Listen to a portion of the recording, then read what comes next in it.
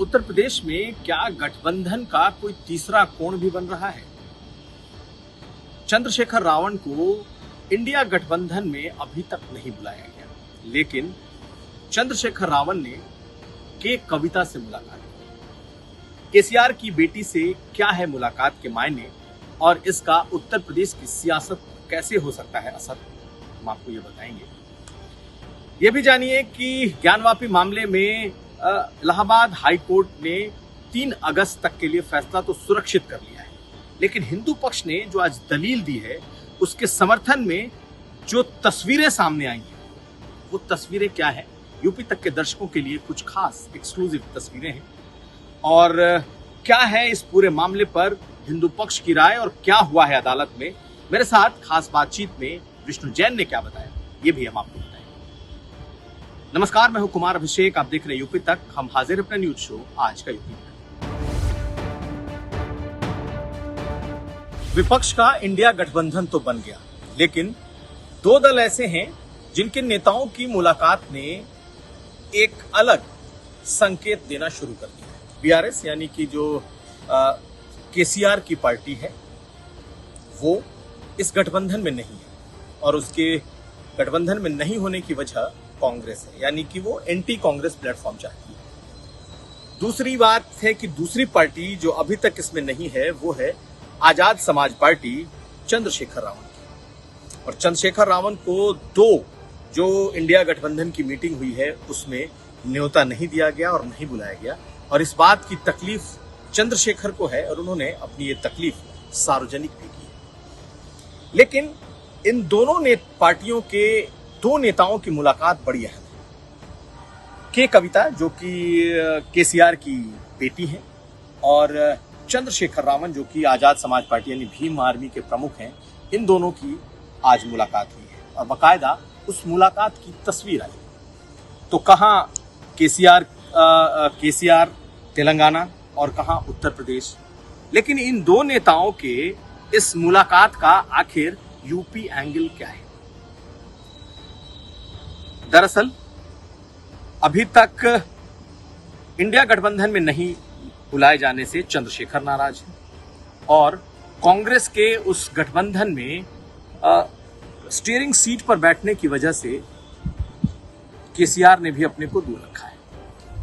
लेकिन इन दोनों की मुलाकात आज इस बात को जन्म दे रही है कि क्या कोई तीसरा कोण भी बन सकता है।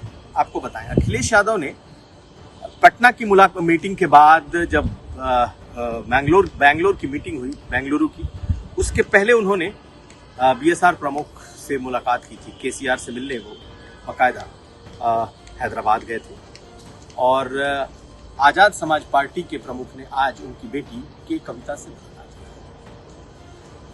की। केसीआर नहीं चाहते हैं कि किसी भी तरीके से वो कांग्रेस से गठबंधन में आए, क्योंकि उन्हें लगता है कि विधानसभा चुनाव में कांग्रेस उनकी मुख्य विपक्षी है और उनके खिलाफ लड़ना है, जबकि कांग्रेस पार्टी से आजाद समाज पार्टी के अध्यक्ष का रिश्ता बड़ा अच्छा रहा है। लेकिन उन्हें फिर भी 2 मीटिंग्स में नहीं बुलाया गया और कई बार हम लोगों ने इस बात की चर्चा की है कि उसके पीछे की वजह सिर्फ ये है कि इंडिया गठबंधन को लगता है कि देर सवेर मायावती इस गठबंधन में होंगी और इसलिए उन्हें नाराज न किया जाए, उनके लिए दरवाजे खुले रखे जाएं। इसलिए चंद्रशेखर आजाद रावण को फिलहाल अभी तक नहीं पूछा गया। लेकिन अब इन दोनों लोगों की मुलाकात जो कि उस गठबंधन में नहीं है, ये कहीं ना कहीं एक नया कोण बनाता हुआ दिखाई दे रहा है। चंद्रशेखर आजाद रावण ने कहा है कि वो समाजवादी पार्टी और आरएलडी के गठबंधन में उत्तर प्रदेश में हैं, लेकिन वो कांग्रेस लेड जो गठबंधन है, यूं कहे विपक्ष के इस गठबंधन में वो नहीं है। ऐसी स्थिति में क्या आगे की स्थिति में इस सोच करके कोई बात बढ़ रही है कि अगर कांग्रेस से सीटों पर कोई बात नहीं बनी तो क्या अलग से कोई एंटी कांग्रेस एंटी बीजेपी गठबंधन जो देश में बनेगा, उत्तर प्रदेश में भी उसका प्रयोग हो सकता है। यानी कि अगर बीआरएस जिस बात को कह रही है कि एंटी बीजेपी और एंटी कांग्रेस एक गठबंधन हो जिसमें कि वो भी शामिल हो, अगर सीटों पर बात नहीं बनती है तो क्या जो उत्तर प्रदेश का गठबंधन है जिसमें समाजवादी पार्टी आरएलडी और चंद्रशेखर आजाद रावण एक साथ होंगे, तो क्या ये एक ऑप्शन के तौर पर देखा जा रहा है? बिल्कुल बात यही है कि अगर किसी भी तरीके से इंडिया गठबंधन में किसी मामले पर कोई टूट हो जाए या फिर किसी मामले पर इंडिया गठबंधन में कोई मनमुटाव हो जाए, सीटों के मामले पर बात नहीं बने, तब एक ऑल्टरनेटिव गठबंधन रहना चाहिए। और अखिलेश यादव ने तो हमेशा ही ये चाहा है और कहा है और उनकी इच्छा भी रही है कि देश में जो एंटी बीजेपी गठबंधन हो उसमें एंटी कांग्रेस का सेंटिमेंट भी होना चाहिए। लेकिन अब जबकि वो इस बड़े गठबंधन का हिस्सा हैं, तो फिलहाल अखिलेश यादव उस लाइन पर स्टिक कर रहे हैं कि इंडिया गठबंधन में कांग्रेस भी हो, समाजवादी पार्टी भी हो। लेकिन अगर दिल की बात अगर आप समझने की कोशिश करें तो अखिलेश यादव को लगता है कि कांग्रेस के साथ बहुत आसानी से बहुत चीजें नहीं हो सकती। खैर, इस वक्त विपक्ष का ये गठबंधन अभी बनने के दौर में है। ऐसी स्थिति में अब ये देखना होगा कि किस तरीके का ये गठबंधन बनकर सामने आता है। लेकिन इस मुलाकात को, जो कि चंद्रशेखर रावण और के कविता के बीच हुई है, इसे आगे के एक रणनीति, एक गठबंधन के एक संकेत के तौर पर देखा जा रहा है। अब अगली खबर। तो 2 दिनों की बहस इलाहाबाद हाईकोर्ट में पूरी हुई और इलाहाबाद हाईकोर्ट ने ज्ञानवापी मामले पर अपना फैसला रिजर्व कर लिया। 3 अगस्त को यह फैसला इलाहाबाद हाईकोर्ट देगा कि ज्ञानवापी में कमीशन यानी कि सर्वे होना चाहिए या नहीं। लेकिन 2 दिनों की दलीलें दोनों तरफ से खूब जबरदस्त तर्क वितर्क और बहस दोनों पक्षों ने रखा। आज जब यह बहस चल रही थी तब तस्वीरों की बात आई और दोनों पक्षों ने अपने अपने तरफ से कुछ तस्वीरें रखने की कोशिश की। मुस्लिम पक्ष ने वो फावड़े वाली तस्वीर दिखाने की कोशिश की कि देखिए एएसआई की टीम आई है तो फावड़े लेकर के आई थी और इससे इस स्ट्रक्चर को नुकसान हो सकता था क्योंकि फावड़ा खोदने के लिए काम में आता है। उधर हिंदू पक्ष ने आज जो तस्वीरें सामने रखी, दरअसल हिंदू पक्ष ने एडवोकेट कमीशन की ढेरों तस्वीरें आज अदालत को दिखाई और उसमें से कुछ तस्वीरें उन्होंने खास करके अदालत को दिखाई दी है। आप इन तस्वीरों को देखिए, हम इन तस्वीरों को आपको दिखा रहे हैं। ये तस्वीर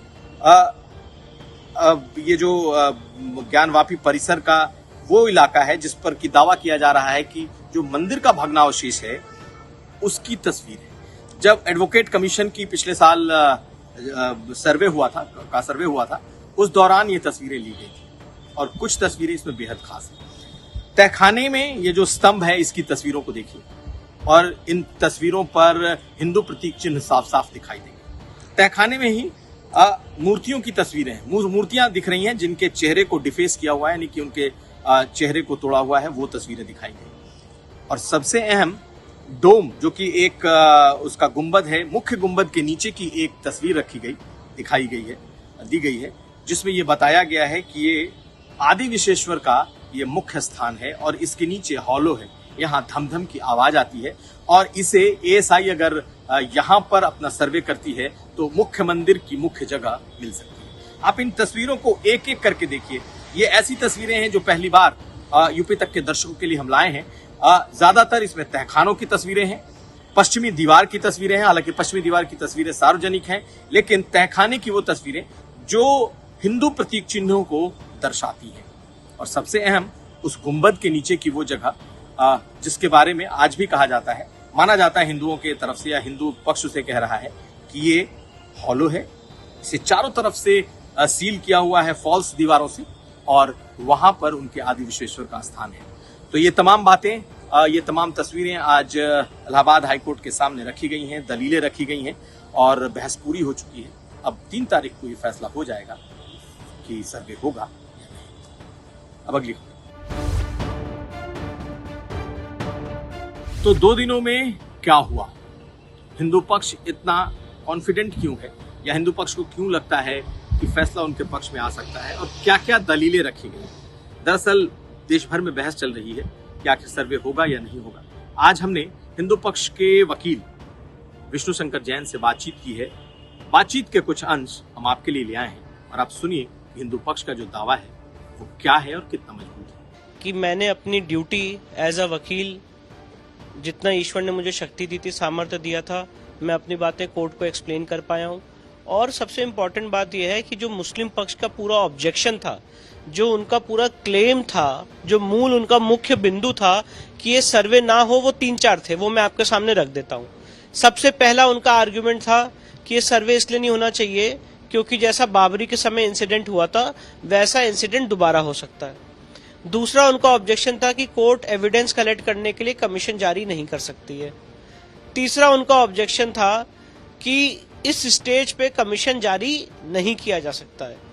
ये उनके मुख्य जो पूरा उनका केस है इन 3 आर्गुमेंट्स के इर्द गिर्द था और एएसआई पे उनको विश्वास नहीं है। तो सबसे पहली बात यह है कि जहां तक बाबरी की घटना की बात है, आर्कियोलॉजिकल सर्वे ऑफ इंडिया के जो एडिशनल डायरेक्टर है वो खुद कोर्ट में स्वयं मौजूद थे और उन्होंने कोर्ट में एफिडेविट दिया कि हम बिना स्ट्रक्चर को डैमेज किए हुए, बिना क्षति पहुंचाए हुए ये सर्वे कंप्लीट कर सकते हैं और इसमें स्ट्रक्चर में हम कोई भी छेड़छाड़ नहीं करेंगे। सिर्फ जो एक पेंट करने के लिए ब्रश का इस्तेमाल होता है वो ब्रश का इस्तेमाल करेंगे साफ सफाई के लिए कि क्लियर फोटोज आ जाए, पर स्ट्रक्चर में किसी तरह का डैमेज नहीं करेंगे। एएसआई के एडिशनल डायरेक्टर ने कोर्ट में ग्राउंड पेनिट्रेटिंग के रडार के जरिए कैसे वो मशीन काम करती है उसका भी डेमोन्स्ट्रेशन दिया, समझाया कि कैसे जीपीआर सर्वे काम करता है। मशीन लाया गया था कोर्ट में? मशीन नहीं लाया गया था, पर ओरली उन्होंने कोर्ट के सामने एक्सप्लेन किया कि वो कैसे रेडार टेक्निक चलती है और कैसे वो रेस फेंकती है और उससे पता चलता है कि नीचे वहां कुछ उपलब्ध है कि नहीं है। और इमेजिंग करेंगे, डेटिंग एक्सरसाइज करेंगे, पर ये सब बिना डैमेज किए हुए किया जाएगा। कितने दिन में वो कर देंगे उन्होंने बताया? देखिए, उन्होंने कहा था जो कोर्ट की डेडलाइन है 4 अगस्त, वो तब तक कर देंगे। तो अगर अब ऑनरेबल इलाहाबाद हाईकोर्ट 3 अगस्त को फैसला सुनाती है और उनको ऐसा लगता है कि हाँ ये सर्वे होना चाहिए, तो वो फिर मुझे लगता है ऑनरेबल इलाहाबाद हाईकोर्ट 15 दिन का समय देगी एएसआई को, जैसे डिस्ट्रिक्ट कोर्ट ने दिया था ये सर्वे कंप्लीट करने के लिए। दूसरी सबसे इंपॉर्टेंट बात यह है कि मैंने ऑनरेबल इलाहाबाद हाईकोर्ट के सामने सुप्रीम कोर्ट के और अलग अलग हाईकोर्ट्स के 11 जजमेंट दिखाए, जिसमें सुप्रीम कोर्ट ने स्पष्ट रूप से 5 जजेस बेंच ने कहा है 2020 1 SCC पेज 1 पेज 516 से ये सारे चीजें शुरू होती हैं, जिसमें सुप्रीम कोर्ट ने कहा है कि कमीशन जारी किया जा सकता है, साइंटिफिक कमीशन जारी किया जा सकता है एविडेंस कलेक्ट करने के लिए, और वो जो एविडेंस आएगी उसकी क्या वैल्यू है क्या नहीं वैल्यू है, दोबारा पार्टी को मौका मिलेगा उसको कंट्राडिक्ट करने का, और किसी भी स्टेज पे कमीशन जारी किया जा सकता है। ये फैक्ट भी हमने कोर्ट के सामने अबेंडेंट नंबर ऑफ जजमेंट से रख दिया। सबसे इंपॉर्टेंट बात यह, मैंने कोर्ट के सामने आज एक वेस्टर्न वॉल की तस्वीर भी दिखाई जो एक हिंदू मंदिर का भग्नावशेष दिख रही है, और हमारे एप्लीकेशन पे किस आधार पे हम ये एएसआई कमीशन मांग रहे हैं वो सारे मुख्य बिंदु भी मैंने कोर्ट के सामने रखे कि वहां पे ये चीजें एडवोकेट कमीशन की कार्रवाई के दौरान 6 और 7 मई को और 14, 15 और 16 मई को मिली है, इसलिए इस आधार पे ये कमीशन जारी होना चाहिए। तो ये था आज का यूपी। हम कल फिर हाजिर होंगे, तब तक आप देखते रहिए यूपी तक।